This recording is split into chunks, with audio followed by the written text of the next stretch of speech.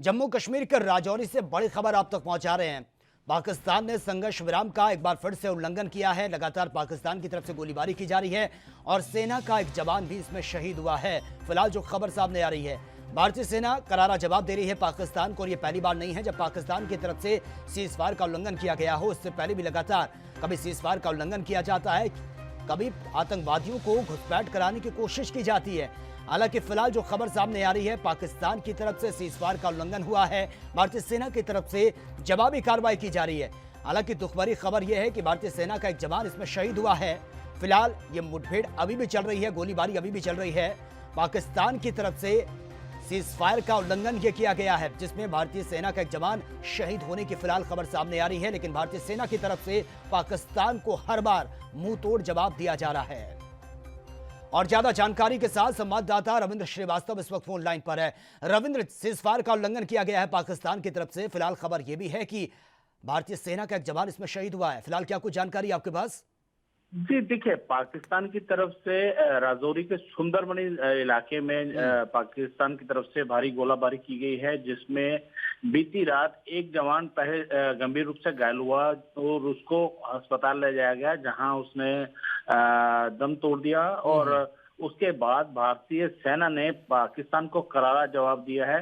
वहीं सुंदरबनी सेक्टर की बात करें तो वहां पर भी पाकिस्तान की तरफ से गोलाबारी की गई और खास करके पुंछ के किरनी सेक्टर में भी पाकिस्तान ने उसके बाद फायरिंग की, जिसका भारतीय सेना मुंह तोड़ जवाब दे रही है। और लगातार आतंकियों की घुसपैठ के चलते फायरिंग की जा रही है। और कल भी कालाकोट के राजौरी के कालाकोट इलाके में 2 से 3 आतंकियों की मौजूदगी दर्ज हुई थी, जिसके बाद फायरिंग की गई। उसमें एक आतंकी जो है वो मारा गया है। अभी भी उस इलाके में सर्च ऑपरेशन जो है वो चल रहा है। कहीं ना कहीं पाकिस्तान चाहता है कि कश्मीर घाटी को डिस्टर्ब किया जाए। जम्मू कश्मीर जिस तरह से शांति की ओर अग्रसर है, उसको लेकर पाकिस्तान लगातार बौखलाया हुआ है। वहां के आतंकी जो हैं वो बौखलाए हुए हैं, इसी वजह से घुसपैठ करवा रहे हैं।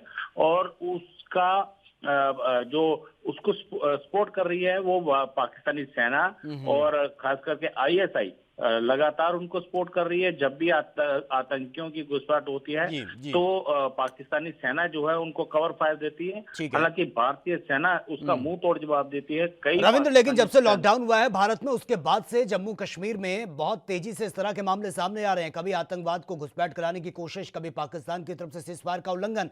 और इससे पहले हमने देखा जो गाड़ी पकड़ी गई थी जो विस्फोट से भरी हुई थी, यानी कि एक बार फिर से वो कोशिश दोहराने की थी। जो पुलवामा अटैक हुआ था, उसी तरह से इस घटना को अंजाम देने के फिराक में थे आतंकवादी, या फिर पाकिस्तान की अगर हम बात करें? जी बिल्कुल, देखिए जिस तरह से एक गाड़ी पकड़ी गई थी जिसको सुरक्षा बलों ने बाद में उड़ा दिया था, उसमें 45 किलो विस्फोट था।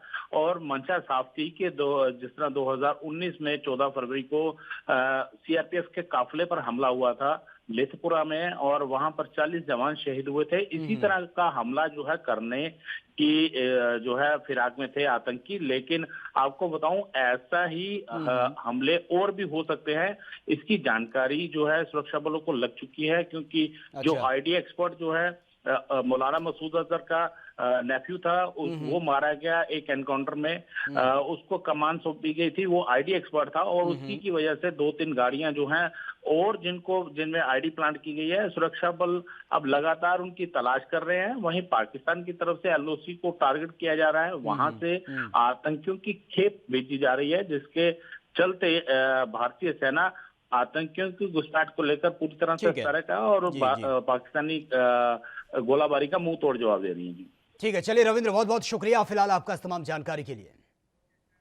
देश दुनिया की खबरों के लिए एएनबी न्यूज को सब्सक्राइब करें और बेल आइकन दबाएं।